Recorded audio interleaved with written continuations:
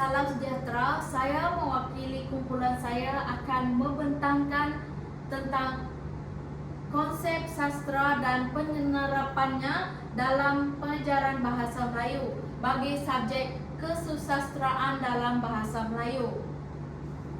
Ini merupakan ahli kumpulan saya. Di sini merupakan Rosalinda Sudan, Audrey Rachel, dan saya Anisha Asmira. Untuk pengenalan, sastra merupakan satu komponen penting dalam pengajaran bahasa Melayu. Ia bukan sekadar bahan hiburan semata-mata, tetapi berfungsi sebagai alat untuk mendidik, membina nilai, dan mengembangkan imajinasi pelajar. Melalui karya sastra, pelajar dapat menguasai bahasa dengan lebih mendalam, memahami budaya masyarakat, serta menghargai keindahan bahasa Melayu yang indah dan bernilai tinggi. Objektif pembentangan ini adalah untuk menjelaskan maksud dan konsep sastra serta bagaimana konsep tersebut diterapkan dalam pendidikan bahasa Melayu di sekolah. Seterusnya adalah untuk maksud dan definisi konsep sastra. Menurut Muhammad Haji Saleh, dalam tahun 2021, sastra ialah cerminan kehidupan manusia yang memupuk nilai, emosi, dan pemikiran. Beliau menekankan bahawa sastra memainkan peranan penting dalam membentuk identiti dan budaya bangsa. Sementara itu, untuk bagi Manasikana dalam tahun 2020 melihat sastra sebagai teks dinamik yang berkembang dengan teori dan tafisan baharu. Beliau memperkenalkan pendekatan tekstualisme yang menekankan hubungan antara karya pengarang dan pembaca. Seterusnya, bagi Muhammad Afendi Hasan dalam tahun 2021 pula berpendapat bahawa sastra menggabungkan unsur intelektual, moral, dan keindahan bahasa.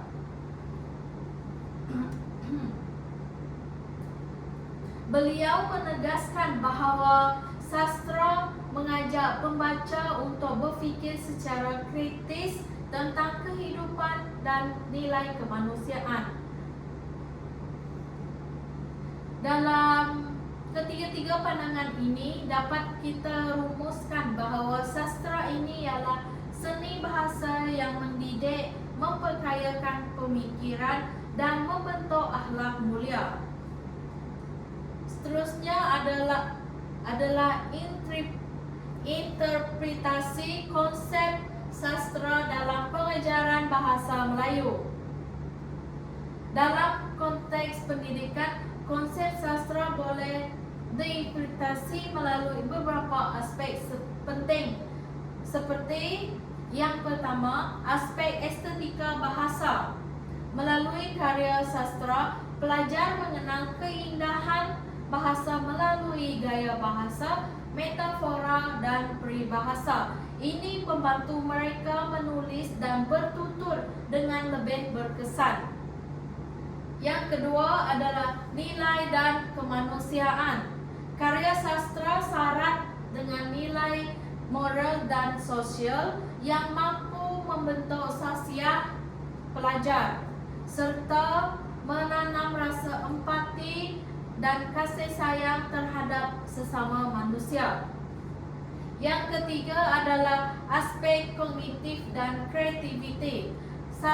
Sastra melatih pelajar untuk berfikir secara kritikal dan kreatif, terutama apabila mereka menganalisis tema, watak, dan persoalan dalam karya.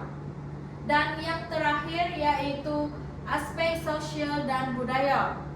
Sastra mencerminkan kehidupan masyarakat melalui pembacaan karya. Pelajar dapat memahami dan menghargai budaya serta sejarah bangsa mereka sendiri.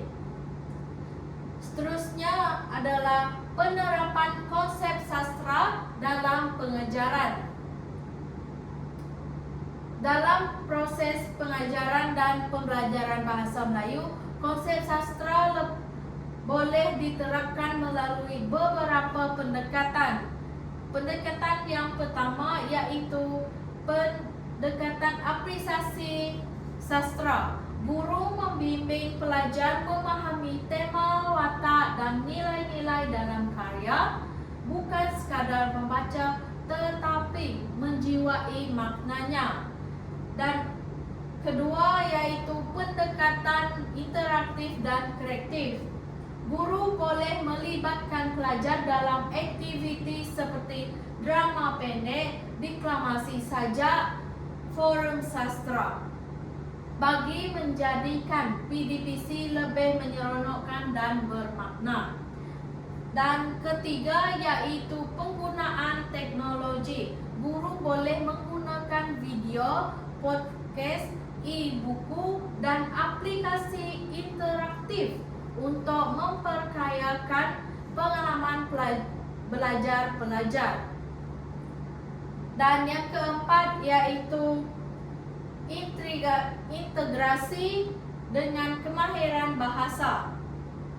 Karya sastra boleh digabungkan dalam pengajaran membaca, menulis dan bertutur. Sebagai contoh, pelajar menulis esei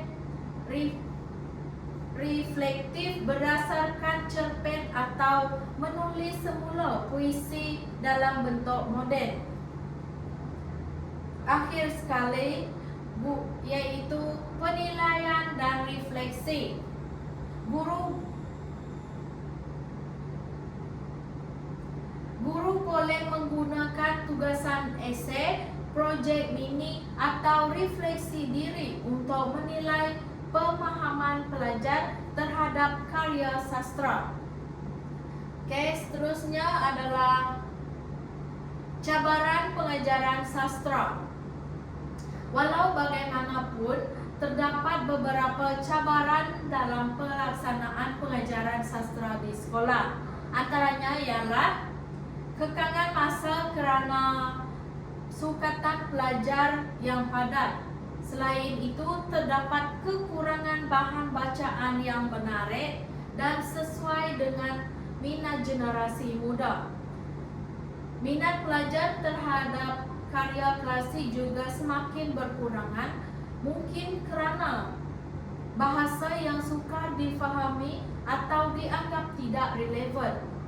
Akhirnya, guru juga menghadapi cabaran kekurangan pendedahan terhadap pedagogi sastra yang kreatif, menyebabkan kaedah pengajaran menjadi kurang menarik. Seterusnya adalah cadangan penyelesaian. Bagi mengatasi cabaran tersebut, beberapa langkah boleh diambil. Yang pertama, guru perlu menyediakan bahan bacaan moden dan relevan dengan kehidupan pelajar masa kini. Dan yang kedua adalah latihan profesional guru dipertingkat supaya mereka lebih mahir menggunakan kaedah inovatif dalam pengajaran sastra. Dan yang ketiga adalah penggunaan teknologi digital dan animasi sastra boleh menarik minat pelajar dan menjadikan karya klasik lebih hidup. Dan akhir sekali yaitu galakan pelajar hasilkan karya sendiri seperti menulis cerpen pendek, puisi moden atau menghasilkan blog sastra. Seterusnya adalah dan akhir sekali yaitu kesimpulan. Sebagai kesimpulan, sastra memainkan peranan yang sangat penting dalam memperkukuh bahasa, nilai budaya, dan pemikiran pelajar. Melalui pengajaran sastra, guru membantu pelajar membina insan yang berfikiran matang, berjiwa halus, dan berakhlak mulia. Oleh itu, guru perlu sentiasa kreatif dan memahami konsep sastra secara mendalam supaya pengajaran lebih berkesan dan menarik. Akhir kata, marilah kita hayati pepatah, bahasa menunjukkan bangsa, sastra mencerminkan jiwa. Itu saja daripada saya. Sekian, terima kasih.